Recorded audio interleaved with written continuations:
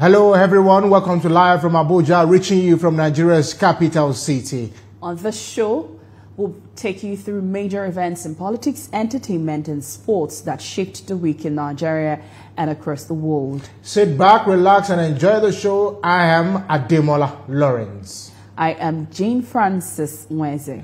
And of course, in an interesting week, we'll begin with the re-election of President Bola Tinubu as the chairman of the Authority of Head of State and Government of the Economic Community of West African States for another year. Speaking at the end of the 65th Ordinary Session of the Authority held at the State House Conference Center, Abuja, President Tinubu said he will continue his best to serve and build on the democratic values and the structure that has been inherited. President Tinubu also urged member states to honor their financial obligations to enable ECOWAS to meet the expectations and recommendations of the Ministers of Defense and Finance. He stressed that peaceful and secure society is essential for achieving this potential. And this is as member states move to operationalize the ECOWAS standby force in combating terrorism, which will require not only strong political will, but also substantial financial resources. Authority of Heads of State and Government at a closed-door meeting elected President Bola Tinubu to continue as the chair of the authority, which he accepts. I'm accepted to continue the service with great men and great minds committed to democratic value and journey for all in the region. I'll continue my efforts best to serve our interests and build our democratic values and the structure that we inherit. Thank you very much, everyone. President of Senegal was also given a mandate to mediate between ECOWAS and the three withdrawing countries. At the end of the session, the president of the ECOWAS Commission spoke with journalists on the resolution of the authority on funding of the activation of the standby force. The experts from our Ministries of Finance will convene within the next 3 months to decide and to assess the various possibilities of raising internal resources to fund the peace and security operations that the community will undertake.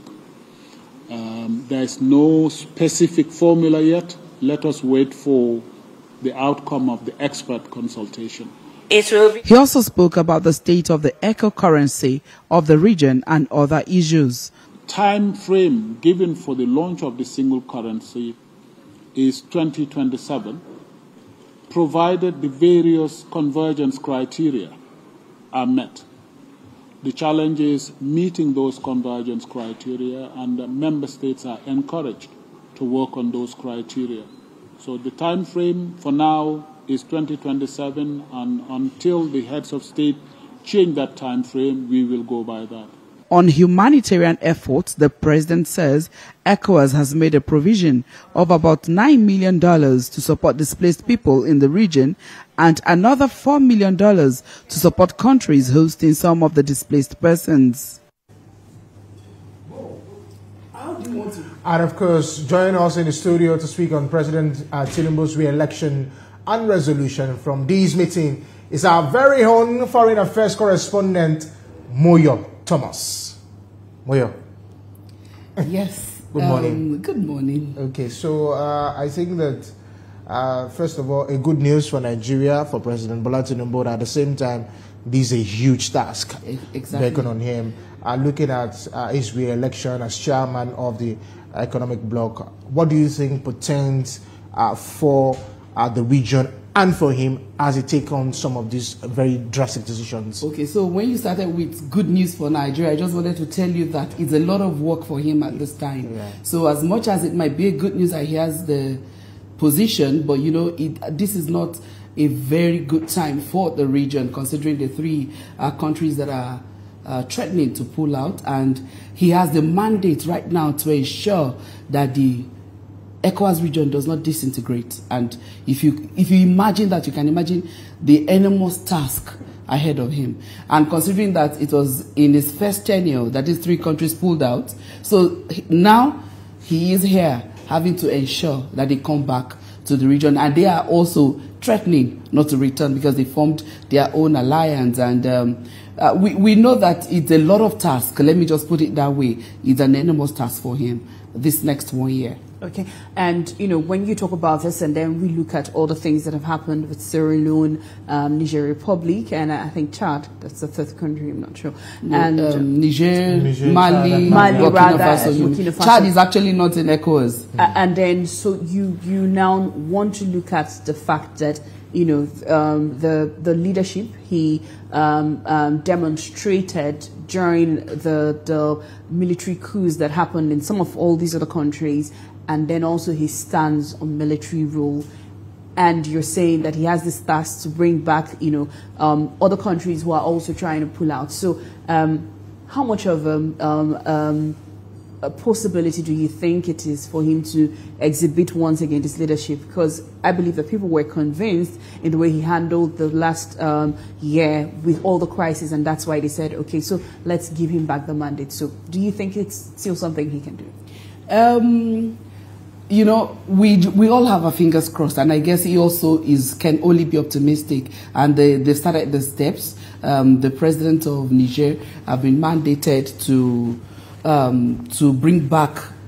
The president of Senegal, has also been given the mandate to talk to these 3 countries to start the process of the dialogue and ensure the process has actually been going on since about a year ago that they pulled out, but then these 3 countries are very adamant. So we hope that with Senegal being a young president and then being French speaking like these 3 countries, that he would actually have a headway. And then the ECOWAS Parliament is also making effort to speak with them, because if we look at the downside of them not joining ECOWAS, then it is important to push and ensure they return to the bloc. You know, there's so many things to look at in this regional bloc, and one of those things is, of course, the issue of terrorism. You look at the issue of terrorism. Now, the ECOWAS bloc wants to form a terrorism force, a counter-terrorism standby force. Yes. Standby force. Now, if you look at majority of, let's even take, for example, the three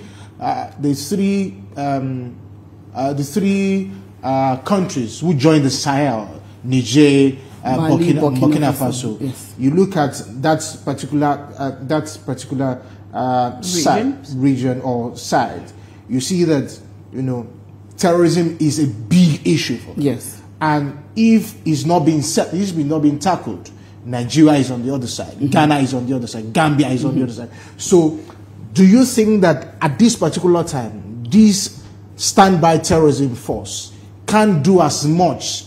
You know, Nigeria has a relationship with Niger, but we've not still been able to tackle terrorism. Okay, so the standby force at this moment has, the authority has approved it. So the operationalization now is how to raise funds, because they said they need $2 billion annually to fund it. But beyond that, you know, the fact that these countries at the Sahel, including Nigeria, they share intelligence on the best way to tackle issue of insecurity and terrorism. So the counterterrorism can only be as effective as it is planned to be if these 3 countries actually join back. So that is why whatever the counterterrorism force is doing at the moment, they are also encouraging these 3 countries to be a part of it.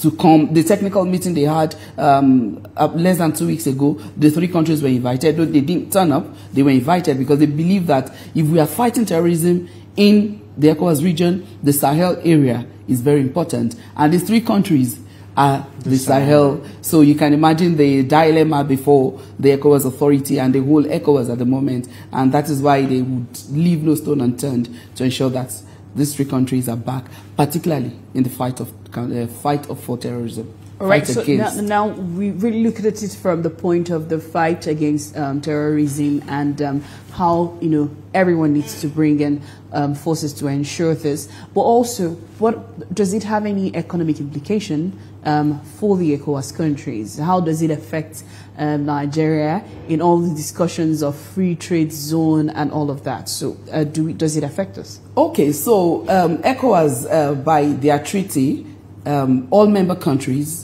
can trade within themselves, tax-free, and then you know the free movement. There's a free movement of people, of goods, of services within the country, within ECOWAS region. So these three countries pulling out means, well, if you ask for the downside for Nigeria, it might not be correct to say downside for Nigeria. Let's just look at it holistically for the region, because it means any Nigerian going to these three countries needs a visa. Meanwhile, we are operating a non-visa zone for the whole ECOWAS, and then they also need a visa to come to Nigeria. And you imagine we share border. I was in Damasak some days ago, and immediately I got to Damasak, my network showed "Welcome to Niger," and I was still in Nigeria. That shows the proximity that we have to Niger. So if we now have to start saying you need a visa before you cross to Nigeria and back and forth, it could affect trade, affect economic relations. And also we are not looking at a situation where all the staff working in ECOWAS that are from these countries will have to stop working. And we are talking of almost 200 staff in the ECOWAS body from these three countries. They can no longer work with ECOWAS if they pull out. So it would have more effect. I would say it will have more effect on them than it will have more on Nigeria as a country, because we have the population. They need the population to sell their goods and services. You understand? So, but that still does not cut short the fact that it's not just economic ties that bound us together. We need to look at the security challenge that is actually very prevalent and very important at this time. And then when you talk about, Ademola, so when you talk about the security challenge, this is also part of the issues, because we've been on this show when someone was talking about the fact that there's a free passage for people from Niger, and sometimes that's how the insurgents have come in and all that. So if they have to apply for visa, wouldn't that be some level of control for that influx of people who we can't account for? Well, I will leave that for security experts to talk about what's the implication of them seeking visa and how it will help us control. But border management, basically, ECOWAS is doing a lot on border management. And then together with our partners, we have the UN partners and other partners that are helping us in border management, particularly because of insecurity. And I was just telling you about Damasak. At every point, there are military checkpoints that checks and ensure that we do not have influx of insurgents and these bad people come into the country. But because of the porosity of the borders, and then the border is so wide and there is nothing demarcating it, so it's, even with this, even with the ECOWAS, it still is hard to say don't come in. And if they have to apply for visa, they might still walk in, because it's just walk in and walk out. This that porous. I think one of the challenges that I really wanted to look at is the division in ECOWAS. ECOWAS was 16, if I'm correct, 15 or 16. Now you have 12, 15 countries. 15 yes, countries. not 12. Now 3 out of it. The 3 countries now join the Sahel. Now, how do you think that forming an alliance back will bring a regional integration, unity that we really want to? How do these other 3 countries, their fears, are they being addressed? Because one of the challenges that they have, if I'm correct, is the fact that too much interventions from the West. Ademola, I need to quickly correct that impression. Yeah. Don't forget that these 3 countries that formed the Sahel are military, juntas, junta government. Yeah. The ECOWAS region and the world is against unconstitutional takeover of government. They did not take over government the right way. They were not elected. So there is no way we can now try to favor them or try to be their friends or try to say what they did is right. We have to also let them know what they did is wrong. But the question is that majority of these countries, they're saying their leaders were not doing the right thing. That's why they. It's still not a reason. Yes, while I can agree. You wait out the next election period. While I can agree, and then you vote the person you while think I can is right. agree with you that is not the right and is not the right channel to go. Now, one of the things that they are saying is that if look, for example, I think is that of Mali or is it Burkina Faso, where he said if he has to come back, releasing the power, that means that there needs to be he wants to contest, or maybe it's Mali, or I can't remember. But what I'm just saying is, if you want to contest, that is the contest. Remove the military, campaign, contest. What ECOWAS is asking, you have done this. ECOWAS is now asking, give us a timetable for when you. Guinea is also under military junta, under military rule. Yeah. But then Guinea did not pull out of ECOWAS. Guinea has brought out a timetable, a transition table, and ECOWAS is okay with it. That this is all ECOWAS is asking. Let us see your transition table. And then a country, Niger or one of these countries is asking for 4 years transition. That is unacceptable. 4 years military rule. You know, you understand how military is. There's no democracy in it. The voices of the people are suppressed. No, you understand how it is. Yeah. It is not what anybody should be under. So okay. So more you're in all of this, and don't you think that if ECOWAS is going to have a headway with some of these people, to get the people also on their side, can they show some level of conviction that they are backing countries, to have a smoother electoral process? ECOWAS has done that. You know, immediately this happened, immediately the military took over, ECOWAS actually started with these very stiff measures. There was a ban. There were so many other measures against them. And then that was actually what got them angry, and they said they were pulling out of ECOWAS. But now, because of that statement that they were pulling out of ECOWAS, ECOWAS lifted the ban. Now we can do trade. They are now not allowing trucks to enter the country. Nigeria has lifted the ban, but they are still not allowing trucks to enter. So people are suffering. There's no food, there's no medication, there's nothing in Niger, particularly. People there are suffering. Why don't we also look at the political side of this? Because if probably the economical side of it is not being, maybe ECOWAS and the three parties are not being looked at holistically. Okay, economically we want to do this, but there's also the political side of it, and the political side of it is the fact that ECOWAS need to look at these leaders who are in these countries. Okay, so I also need to make this impression right. Remember that even though this is a bloc, but every country is a sovereign country. Exactly. And there is a limit to which you can impose, or ECOWAS can only talk to the leaders, talk to the people, and they do that all the time. They do that. They do give measures that can enshrine democracy, that can encourage democracy in these countries. They help in all these measures. I can count the number of things ECOWAS does in Nigeria just to help the people, to cushion the effect of whatever is happening. They do all this in other countries too. In all these other countries, food supply goes to Niger, goes to Burkina, and they talk to these leaders. But you can't force a leader that this is what you must do for your people. That is not ECOWAS's role. It is not UN's role. It is not any international organization's role. And they're playing their role the best way they can. So it's left for this military to understand that the people need a representative. Even if they want to be the one, remove the military, the camouflage, and wear your Agbada contest. Let the people vote. But can they bring them back to the bloc? Is it possible? I believe so. I want to be optimistic too.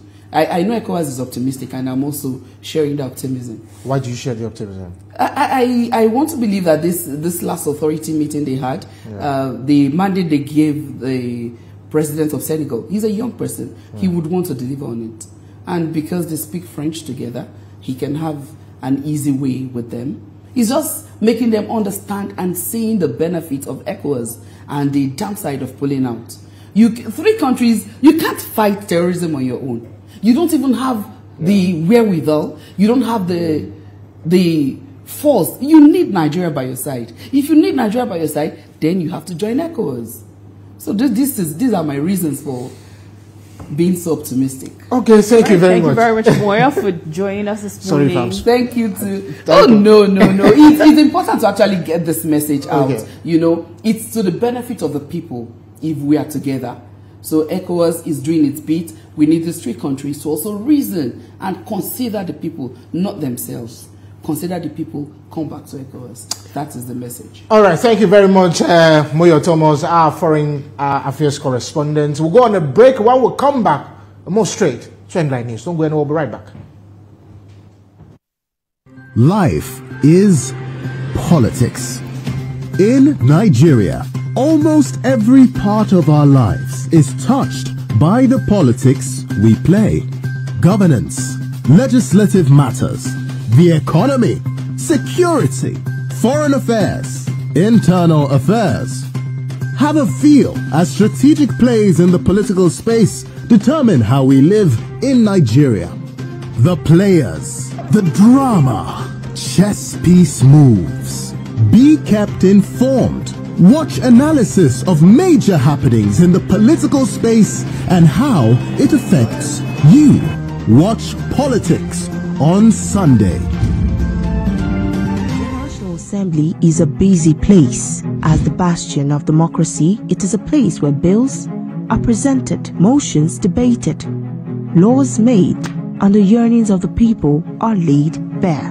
Come with us as we take you through the workings of the National Assembly. We take you through plenary, committee meetings, and probes, all to ensure smooth working of the democratic process.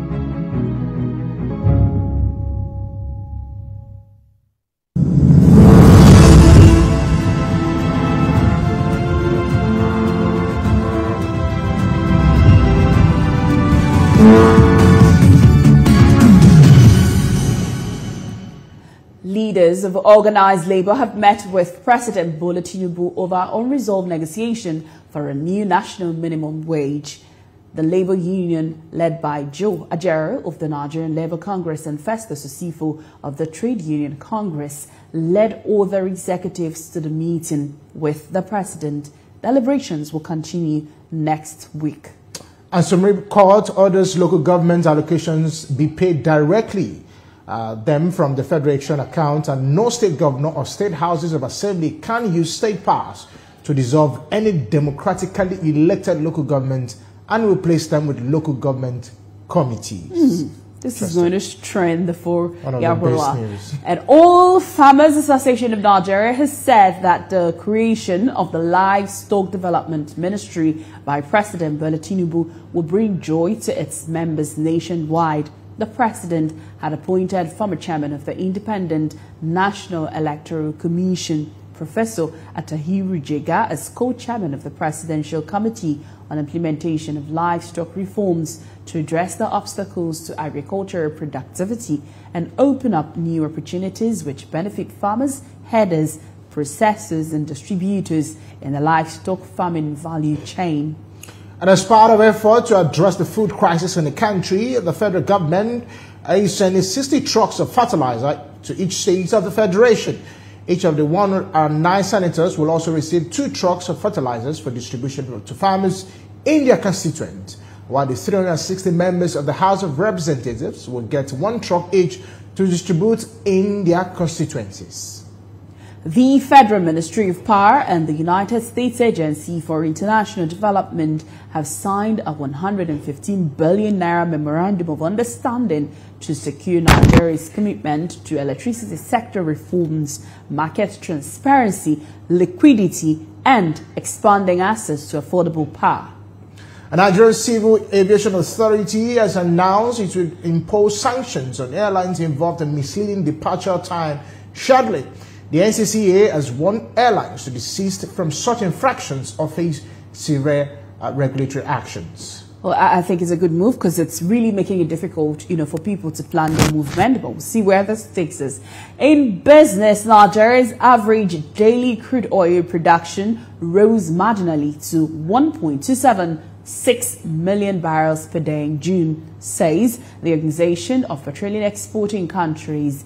This is according to data from direct communication with Nigerian authorities, which marks a rise of just 25,000 barrels per day from the 1.251 million barrels per day recorded in May. And outside Nigeria, NATO leaders gathered in Washington for a landmark summit set to look into ways to bolster support for Ukraine in its war against Russia's aggression, as U.S. President Joe Biden strongly reaffirmed the 32-member alliance's full support of Kiev. This formed the opening address to the summit, marking NATO's 75th anniversary. Interesting.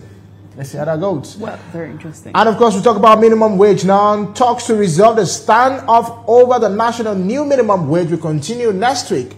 Details of Thursday's meetings were not fully disclosed, but both the federal government and organized labor seem to be in agreement about the need to continue talks ahead of a possible resolution. President Bola Tinubu welcomes leaders of organized labor that has held the government at its jugular for foot dragging in implementing the new national minimum wage. He hopes this meeting will stave off another national shutdown and give him time to consult with the governors, local governments, and other wage-paying institutions.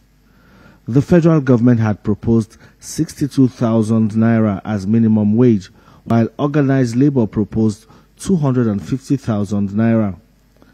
But contrary to expectations, this meeting was not to negotiate a new minimum wage. It was basically to compare notes and set the stage for another round of talks. And the president is keeping to his promise to consult. He doesn't just want to take a unilateral decision. It's a decision that affects all of us. So he has consulted with the subnationals. Consultation with the organized private sector is ongoing. You have also seen that this consultation with the organized labor has also happened today. They have asked for a week. Like I said earlier, we're going to meet with them again. Hopefully, we'll have something that all of us will agree on in the next 1 week. I think we are hopeful that very soon everything will be resolved. Of course, when father and children talk, you know what it is. That's just exactly what has happened, and it took us almost like an hour. And I believe that it's all for good. The leaders of organized labor are rather optimistic about the potential of holding talks with the president, but they also clearly say their insistence on 250,000 naira as national minimum wage has not changed. Neither has the government proposed a new offer. It wasn't a negotiation, it was a discussion. We have had that discussion, and we agreed to look at the real terms, probably and convene the next 1 week.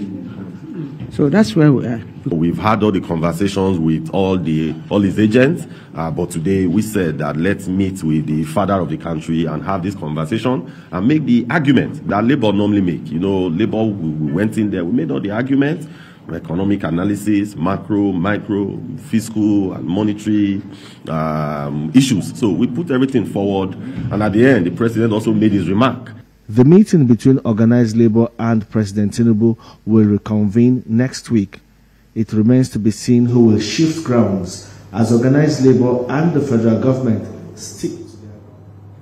The federal government has approved a special purpose vehicle to support the deployment of an additional 90,000 kilometers of fiber optic cable for universal access to the internet across Nigeria. The Minister of Communications, Innovation and Digital Economy stated this at the ongoing EdTech Conference for Innovative Teaching and Learning. In partnership with the federal government, it said the project would increase Nigeria's fiber optic cable capacity from 35,000 kilometers to 125,000 kilometers, making it Africa's third largest terrestrial fiber optic backbone behind South Africa and Egypt.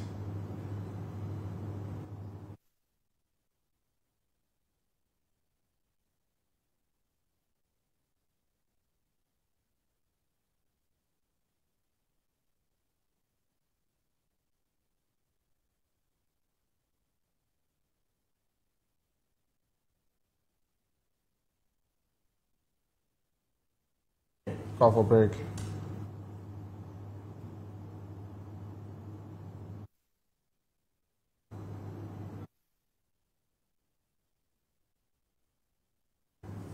Well, we'll come back from this break. We'll still have more for you in sport and entertainment. Don't go anywhere. We'll be right back. Life is politics.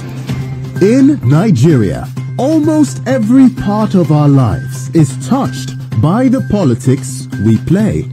Governance, legislative matters, the economy, security, foreign affairs, internal affairs. Have a feel as strategic plays in the political space determine how we live in Nigeria. The players, the drama, chess piece moves. Be kept informed. Watch analysis of major happenings in the political space and how it affects you. Watch Politics on Sunday. Assembly is a busy place. As the bastion of democracy, it is a place where bills are presented, motions debated, laws made, and the yearnings of the people are laid bare. Come with us as we take you through the workings of the National Assembly. We take you through plenary, committee meetings, and probes, all to ensure smooth working of the democratic process.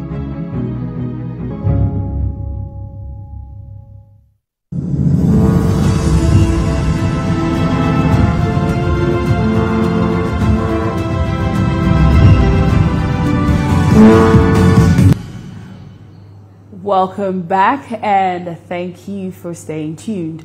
President Bola Tinubu has expressed support for Nigeria's bid for re-election into the FIFA Council. Amanda Pinnick is Nigeria's candidate seeking re-election into the Council. He is a two-term president of the Nigeria Football Federation, NFF, who was elected into the Council in March 2021. The third Nigerian after the late Orok Oyo and Dr. Amos Adamu. The FIFA Council is the principal decision-making organ of the organization and the intervals of the FIFA Congress. The Council comprises 37 members elected by the FIFA Congress for a renewable term of 4 years. Saudi Arabia has appointed Nigerian Olympic gold medalist Enyofok Udo Obong as technical director of Saudi Athletic Development Program. Udo Obong will be leading the Saudi Arabia team to the Olympic Games starting from the 26th of July.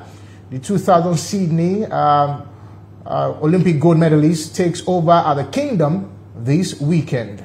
Until this appointment, Udo Obong was the technical director of the Lagos State Athletics Association. He is fondly remembered for his race of a lifetime to earn Nigeria a gold medal in the 4x100 meters relay from a losing position. They will take over from this weekend and lead the Kingdom team to the Olympic Games in Paris, France, at a time Nigeria faces danger of not being at the same games. Have you ever heard of the 1974 Rumble in the Jungle held in Kinshasa, present-day Democratic Republic of Congo?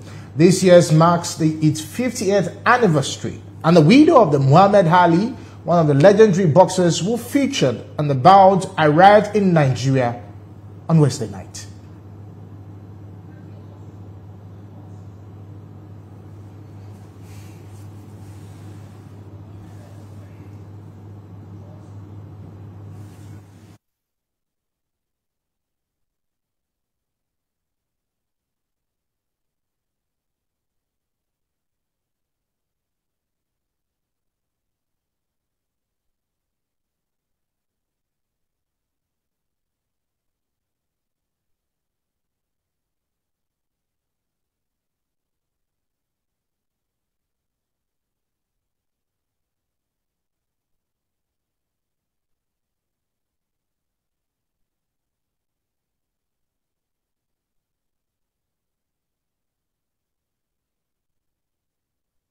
Right, we apologize for that technical hitch, but seeing Kalila, seeing Kalila at the airport, how excited, she was coming to Nigeria, coming back. This is her first time in Nigeria, but of course she was actually in Kinshasa, for that first fight, and how exciting it is for her, and the prospect of bringing this in October to Nigeria is something big, and it requires, a lot of work, and maybe that's why she's here early enough. I wish Mohammed Ali was alive. Yeah, it would have been a big thing to actually have him, be around to see people reenact this legacy, so to say, because that's basically what it's going to be. Having people to fight in honor of the Rumble in the Jungle was a big bout, and it was something Africans could connect to as far back as then, 50 years ago, when boxing was, maybe you could still say, developing sports, was something we're doing for leisure back here. And then she talked about two of her grandsons who are also fighters who will be coming. But of course, we know that the only person who is popular in the Ali lineage is her daughter Leila Ali, who is also a boxer, and maybe we could say quite a bit successful boxer. So it's good to know that it's not dying off with Mohammed himself and Leila. So there are other people who are taking up this boxing legacy, and they talked so much about the mental health. So they're tying to mental health of athletes specifically. I think that's a very major important factor. When most of these athletes, when they finish from after they finish, you don't see them they don't have that mental health. They don't visit therapists. They just go in to their houses, and you see them that majority of them, you find them on the street at the end of the day, because it's not even about the financial aspect of it. I think the majority of it is the fact that after that transition, there needs to be a mental health, stability for them. And I think this is a very good one for these things to happen, and for them to tie it to the mental health. I think is very, very, very important for them to do so. Well, of course, also the fact that sometimes these people don't even know that there's a heart, there's this problem with the mental health, because you're saying it's not about the money, yes, but they don't realize that there's a problem, so you need to seek help rather, and basically that's the reason why they're saying, whether you think there's a problem or not, just seek help, and then the professionals will tell you you don't have any reason to panic or to be worried about anything. So it's a good thing that she's coming, and it's a 2-in-1 for us: the awareness about the mental health, and of course also having a Rumble in Nigeria in October this year, hopefully. All right, let's now move straight to entertainment. After 7 months of extravagant pre-wedding celebrations, Anand Ambani, the son of India's richest man, completed his long-awaited marriage to pharmaceutical heiress Radhika Machand before thousands of guests on Friday. Nigerian Afrobeat sensation Divine Ikubo, popularly known as Rema, recently wowed guests at the wedding of Anand Ambani's son. Son of India's richest man, Mukesh Ambani, and Radhika Machand, daughter of farmer tycoons of Viren and Shaila Machand. The event has sparked considerable reactions, particularly regarding the alleged 4.5 billion naira paid to Rema for his performance. The star-studded affair held in Mumbai saw Marvin Records artists performing as each song "Calm Down." Well, of course, that money is rich. It's massive, and $3 million, 4.5 billion naira. And I mean, it's massive. You can imagine how big "Calm Down" is for them, that they felt it needed to be sung in this wedding. I think it's also worth saying that for a month, this wedding has been for a month, and if you look at it, look at India. Let's even take India, for example. India is the poverty capital of the world, so if you have the richest man, celebrating a son wedding for 1 full month. As a matter of fact, let me even tell you, this last reception cost them $600 million. Just this last reception. So, indeed, in the very interesting one. But let's move straight to another one. Singer Harry Songs and strange wife Alexander Perez has spoken after a disturbing post on social media. Alexa had sparked concerns after sharing a photo of Sniper insecticide with sad emoji in her Instagram stories. Following the post, some netizens called on her friends and family to quickly check up on her.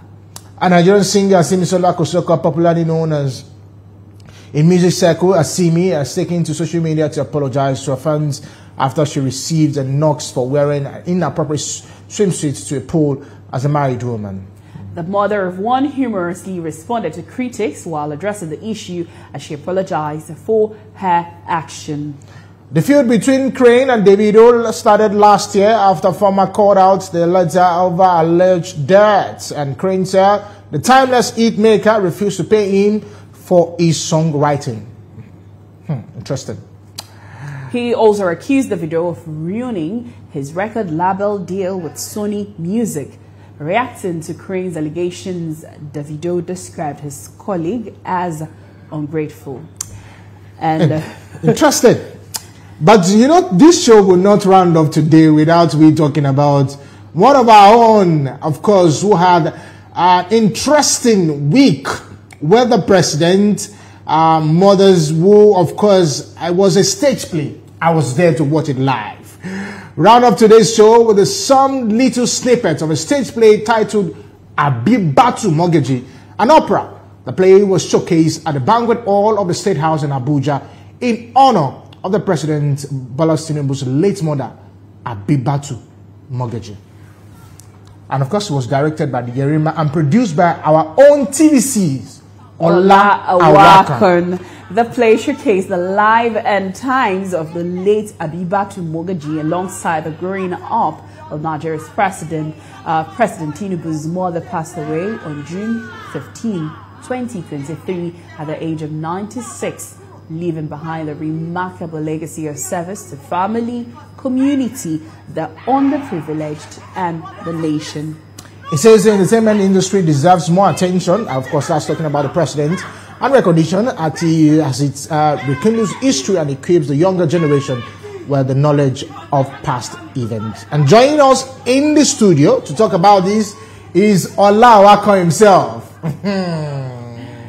I have a problem with the fact that for every time you have these events, it's always Demola that you invite. But congratulations, are in order. Big event. Thank you very much. You were able to get the president, himself to attend this. But because you have this, affinity with Demola, I have you take the first question.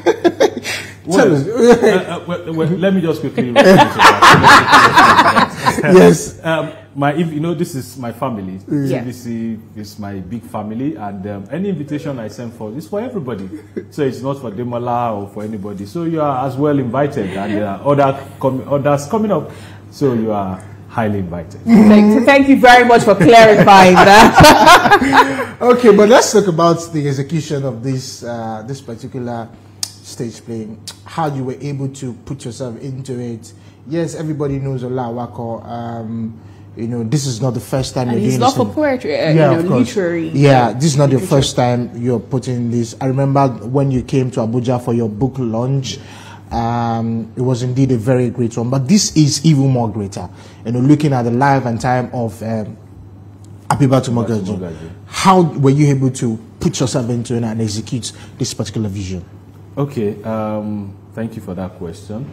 The project Abibatu Mogaji, immortalization of Abibatu Mogaji, actually started in December, and what the idea behind it is actually to celebrate her, 11th remembrance, because she actually died. This year happens to be the 11th year of her, her demise, and said, what do we do to celebrate her? Then away from that, looking at the power of live theater, said for us to have a better society, there are some things that we need to put into consideration. Things like, you know, that are missing now, like mentorship, things like resilience, things like good governance, things like cultural reawakening, things like cultural appraisal and all that. And then we looked at the personality of Alhaja Abibatu Mogaji of blessed memory. We discovered that having, you know, done thorough research on her, you know, her activities while she was alive, we discovered that all these attributes, you know, we could find them in her, Abibatu Mogaji. So, okay, let's do a biopic on her. Let's write about Abibatu Mogaji and show to the world what, you know, her exploits while she was alive. And we picked on her. And I would have written the script anyway, but because of so many activities that I've been involved in, I said, okay, let's look for somebody that can as well do it. And Professor Ahmed Yerima, who happens to be a renowned dramatist, is someone that is known for her, you know, contribution and her plays for women development, for women advocacy, for women participation in governance and all that. So we said this would be the best person to interpret this, the story of Abibatu Mogaji for us. And we got into it. We had a series of meetings back and forth. We had discussions with some of the family members, specifically the chief personal physician to Mr. President, Dr. Ade Tinubu, who happens to be also a family member. We also had discussions with the current Yaloja. He also gave us some materials. We had discussions with the grandson, Sheikh Tinubu. So all these materials were put together to tell the story of Abibatu Mogaji. And I tell you, it's a captivating story. It's a story that will inspire not just this generation, but generations to come, because her contribution to humanity was just immense. Her contribution to politics was just immense. Her contributions to the development of trade in Nigeria, you know, and that was what made the then head of state, Ibrahim Babangida, to give her that title of Yaloja General of Nigeria, which happens to be, she happens to be the first, but she was not the first Yaloja, because she also was an apprentice under somebody. So these are the things that we try to put forth in the play to inspire the society and to say, if you have any, you know, any idea to get to greatness, if she can achieve it, you can achieve it. Well, right. May I have a lot of questions, you know, to ask you, Olawakon, but let's listen to the president after this break. The president's son.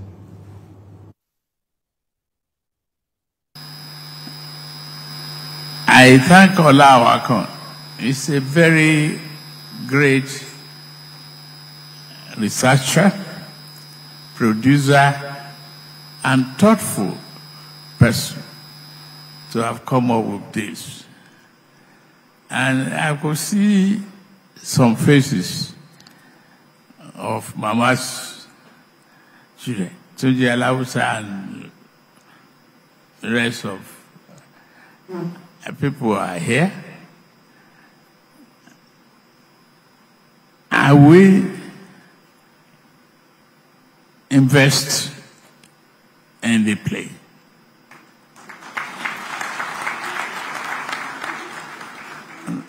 Nothing could have been better than rewarding a very thorough research. Mama,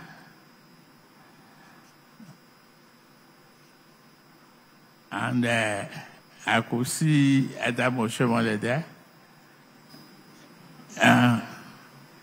They know her. Many of you here know her. Tough. She's a disciplinarian. And I thank God for the gift that I had from her. All right. So, Ola, you talked about, you know, how you were able to gather these materials. And I'm looking at, I mean, Nigeria, we're not so big on data keeping and all that. And 11 years ago she died, so I don't know how much time you may have spent with her to, you know, be able to know, and even the professor who wrote. So, but how challenging was it to put these things together? Well, the area you talked about, the death of, materials, actually, we do not have enough literature. We didn't have enough literature to actually tell the story. But we did get materials through oral interviews. And then there was a particular book that we got from somebody which was actually written. But it was not enough. It was just one. And the person told me categorically that, look, this is the only copy that I think is available in Nigeria, and it's just with me. Please, you have to return it. So immediately I collected it, went to make photocopies, like 3 or 4 of it. The script writer got one. I got one as a producer, and that was how we started. Then I also interviewed, just like I said, the Yaloja and 9 other Yalojas that worked with her when she was alive. And the details that they gave us about her were enough material for us to tell this story. So you had to work from the scratch, basically? Yes, we had to work from the scratch. We had to listen to her story. We had to look at it from, okay, what was her contribution to trade development in Nigeria? What was her contribution to politics in Nigeria? What was her contributions to humanity in Nigeria? So all these were the things that we put together. In fact, her direct contribution to the development of Mr. President. Because if you remember, there was a frame I presented to Mr. President. From all the interviews that we carried out, we discovered that she was so passionate about her son, that's the current president, that every day she prayed for him. And every day she called on clerics and pastors to come around to pray for him. And one good thing that she also did for humanity was people around her then, anytime you come to visit her, you must pray with her. And anytime, you have to pray 5 times a day because, as a Muslim. And anytime you pray with her, she gives you money. So imagine, so that was a kind of factor that was attracting people to her. You are going to her. You are getting closer to God. At the same time, when you are living, she's giving you something to go with. So she was such a philanthropist that touched the lives of so many people. In fact, there were some of the persons that we interviewed that said there was a lady from I think Niger Delta or thereabout that said she converted her from being a Christian to a Muslim.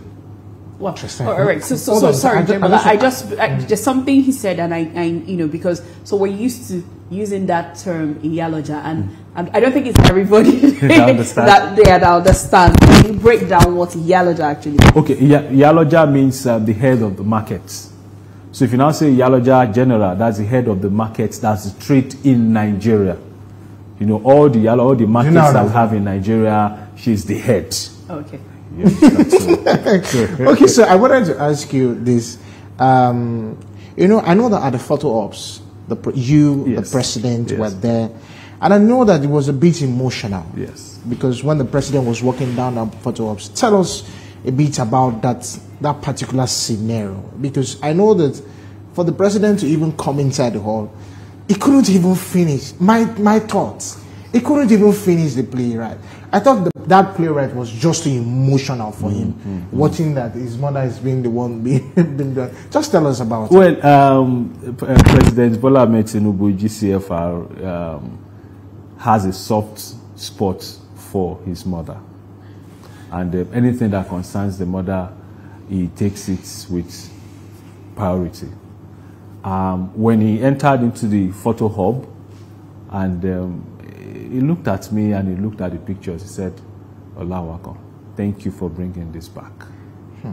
And as he was walking through, he was looking at the pictures, he was pointing at the pictures, and he was smiling. I knew that, it got to a point that he wanted to shed tears of joy, and, because those were just real pictures that you cannot find anywhere. And looking at her mother again, and looking at the relationship she had with people around her. In fact, just 1 or 2 of we had over 50 pictures that were displayed. And out of all the 50 pictures, just like 3 of our pictures were personal. All other pictures were either market people around her, or the former governor of Lagos State, Raji Fashola, or, so name it. So it was an emotional moment for Mr. President, glancing through those pictures and having a flashback of how wonderful his mother was. Thank you very much. You became more emotional for me. And I know that, you know, there's still more from this stable production. Yeah, we are having it in Lagos again. Oh, we had two productions in Abuja, and we are coming to Lagos this Sunday, that's tomorrow, to have it. Thank you very much, Ola. Welcome for joining us on the show. Thank you for having me. And we want to say kudos to you. Thank you for doing much. this. Thank you. And that's our program for today. Join us next week as we bring you stories happening in the world of sport, entertainment, and politics. But at the same time, while Jane is rounding up, we're going to give you snippets. Well, of course, my name is Jane Francis. I will be leaving you with a snippet of the story that we just talked about.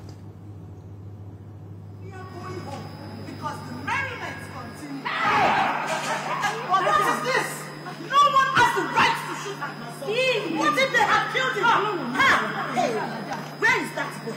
Ahmed! What is the matter? I have gone to collect drinks from 1,000 and Rico Group. All from the Mama's birthday party, Elijah. And wait, where was Elijah then? In the church, right in the church. I knew where I was. Tell them exactly what happened. Towards the end of the church service, we saw any gunshot. And who to be like? They shot and killed Bodami. And when Mohammed saw the body of Bodami, she said that we should return back to Lagos.